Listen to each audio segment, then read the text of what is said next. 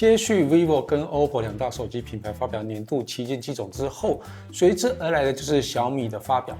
但所搭载并不是天玑9400处理器，而是目前智慧型手机中市占最高的高通 Snapdragon 处理器。之前在高通发表全新处理器 Snapdragon 8 Elite 的时候，就已经预告了小米15系列将会是搭载这款处理器的首款手机。当然，发表会除了手机以外，还有平板跟手表，当然还有他们刚刚创下纽柏林赛道单圈6分46秒佳绩的小米17 Ultra。不过我们这一集就是以手机为主了所以我们接下来就来看一下小米15系列有哪些值得关注的重点吧。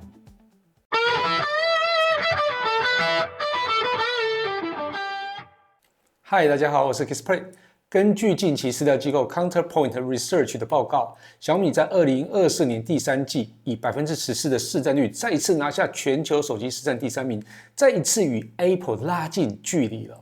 这次发表会，小米推出小米15标准版，还有小米15 Pro。接下来会以几大特色跟软体 AI 的功能来帮大家整理一下这次的重点。小米15系列这次在外观设计部分下了非常多的功夫，不过我们还是先从萤幕看起小米15采用 6.36 寸 1200x2670 解析度的 AMOLED 显示器，15 Pro 呢则是采用 6.73 寸 3200x1400 解析度的 AMOLED 显示器，两者的峰值亮度都是3200 nits。听到这个亮度，大家觉得好像有点失望但记者会中解释其他品牌的峰值亮度算法是不太一样的，他们都是以 HDR 内容显示，只要显示区有 1% 亮度达到最高亮度的时候，那个最高亮度就可以当成峰值亮度。但小米的算法是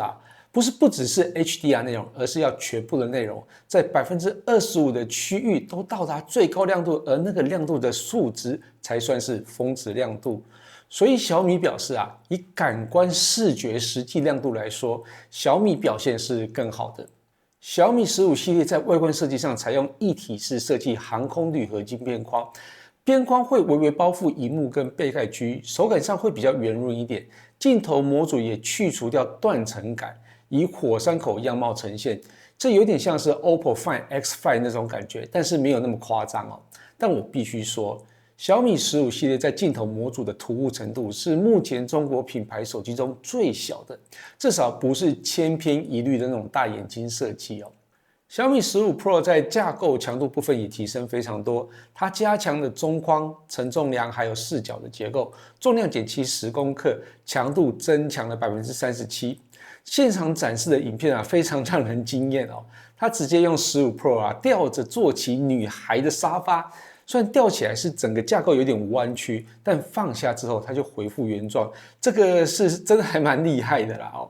这是两款手机都推出蛮多颜色的，最令人惊艳就是亮银色。这个背盖呢，它并不是完全平整的，而是随着纹理有凹凸的感觉，的确非常漂亮，而且在镜头模组真的是亮银的不过我感觉到看到这个颜色虽然很漂亮，但我就觉得它应该会很沾指纹吧。那15标准版部分更夸张它有推出定制版，用20种颜色搭配2种不同风格的边框，总共40个组合让大家自行挑选喜爱的颜色。也就是说，它比较不会跟别人撞色，也可以挑选到真的自己最喜欢的颜色。不过这还不是最夸张的，他们居然推出钻石版。它用鳄鱼皮纹路的树皮背盖，加上环保钻石点缀我觉得这整个看起来就是很奢华，而且价格看起来也还可以小米15系列是高通 Snapdragon 8 Elite 首发手机他们表示双方为了这颗处理器共同投入非常多资源去研发，所以小米可以直接跟内部的架构完全接通也造就了可以降低处理器空转时间，并降低资源调度延迟，还有提高场景负载的能力。简单来说搭配小米15 HyperOS 2.0就可以让 Snapdragon 8 Elite 达到省电又高效能。这两款手机都有搭配异形环形冷却片，可以让散热更迅速、更均匀，并维持长时间的稳定运作。电力部分我觉得这个比较让人惊艳小米著称的金沙浆电池这次也有了非常大的提升。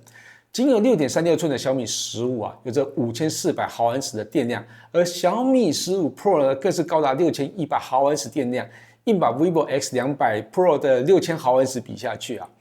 能有这样小尺寸大电量的结果，我认为跟小米积极开发电动车有关，因为开发了电动车，他们也加强跟电子厂共同研发能力，所以在这次的正负极材料还有电解液上啊，都有找出提升电量的组合，进而达到每公升850瓦小时的超高能量密度。充电部分，两款手机都有90瓦的有线快充，还有50瓦的无线快充。我觉得比较有趣的是小米这次跟 OPPO 一样，都推出磁吸生态圈，同样以磁吸手机壳为设计，另外还推出磁吸的无线充电，还有磁吸散热背夹。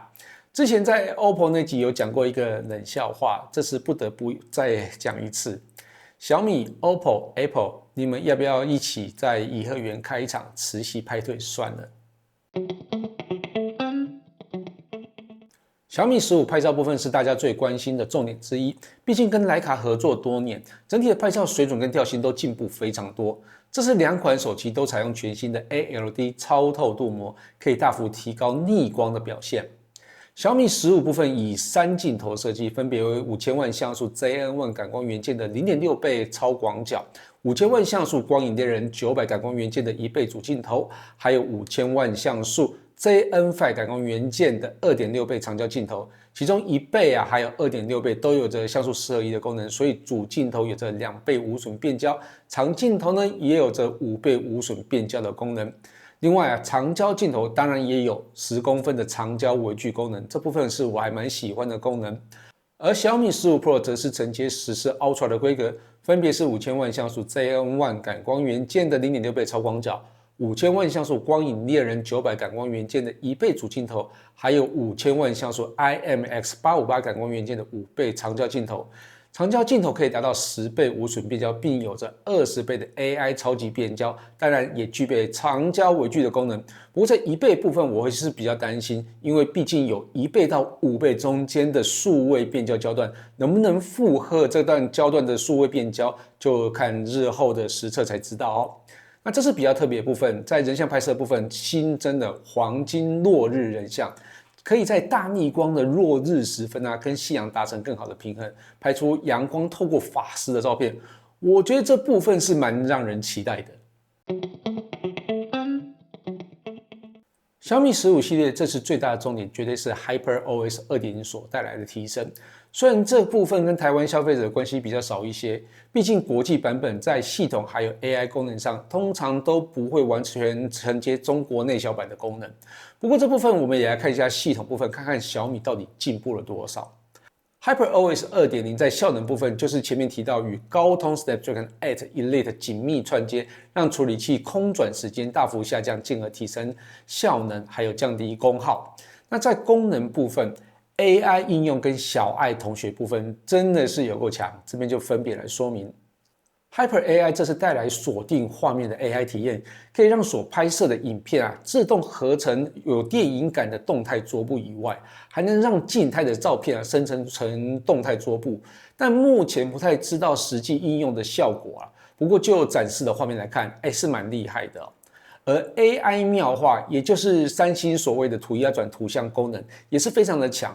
除了可以从涂鸦转成不同风格的图像以外，还能针对部分的区域进行修改。例如说，你可以把头发圈起来，用文字说明我要改发型、发色之后，重新生成图像。这点真的非常的棒另外，在 AI 其他功能部分就像是录音、还有电话转文字与摘要、AI 写作、AI 翻译等等的功能，这些就比较常见了。不过这一部分的 AI 功能，我是觉得有部分应该会在国际版上看到。我自己是蛮期待 AI 妙化可以在国际版推出毕竟真的还蛮好用的。那接下来要聊这部分，应该就不会在国际版出现了吧？也就是小爱同学啦，因为从来都没出现过嘛这次 HyperOS 2.0 的小爱同学真的有够强所以它改名叫做超级小爱。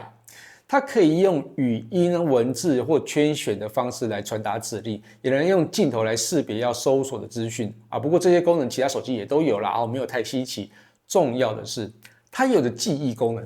也就是会记录下你手机中的点点滴滴并从中得到你的搜寻习惯还有生活习惯，并且用这些记忆来跟你聊天或是生成你要的资讯。这部分听起来有点恐怖，但是我觉得也蛮强的哦。那关于记忆部分，还有一个厉害的功能，就是把你的证件拍下来之后呢，它就会记录下来。以后你要填写资料的时候，它就可以自动帮你填入。这点真的还蛮方便的。当然是不止证件啊，像是记忆你要记忆哪一篇文章，记忆哪个食谱，或是记忆你想要购买的商品之类，它都帮你记下来。可以作为日后咨询的参考。那如果你家中有许多智慧家电比如说什么小米生态系之类的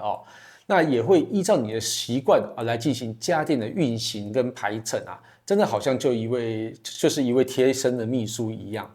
对，看到这里我就毛起来了因为其实还蛮恐怖的。如果资料外泄的话，那该怎么办？当然，小米也知道大家的恐惧，所以他们表示这些记忆都只会留在装置端以外，也能直接去查看小米记忆不是小米记忆，是小爱记忆，随时删除它不需要的记忆。如果你真的不放心的话，还能直接全部删除那小米15这次的提升算是各项功能都平均的提高，并没有太突出提高的点，当然也没有什么不足的地方啦，所以整体看起来都还不错。但在系统跟 AI 部分的应用让我觉得很惊艳，也可以感觉到小米有种走在 Apple 跟三星走过的路上，也准备往软体应用部分大刀阔斧的氛围不过我还是希望在硬体部分可以有更多让人惊艳点，尤其是在拍照的部分。台湾部分依照节奏应该会在2025年3月去推出上市，但因应这次中国版本提早推出，国际版应该也有机会往前提点发表那所以台湾会不会提前到明年2月或是1月发表呢？有确切消息之后就会分享资讯给大家。以上就是小米15系列的相关报道，感谢大家收看这一期节目，希望大家也会喜欢这些内容。如果有任何建议或问题，也可以留言让我知道。我是 Kissplay， 我们下次见喽，拜拜。